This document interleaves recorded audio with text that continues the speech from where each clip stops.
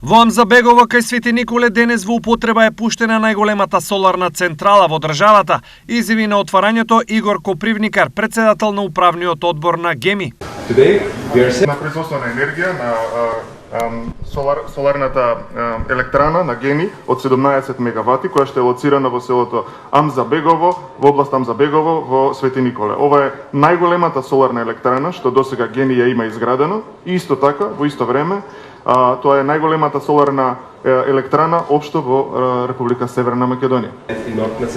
Изградбата и пуштањето во функција на оваа централа на Македонија ќе и помогне ефикасно да ја надмине енергетската криза, бидејќи се работи за голем капацитет, потенцираше министерот за економија Крешник Бектеши. Значи, околу 20 гига годишно во Северна Македонија трошат основните и средните училишта. 20 гига. Целосно за цела година.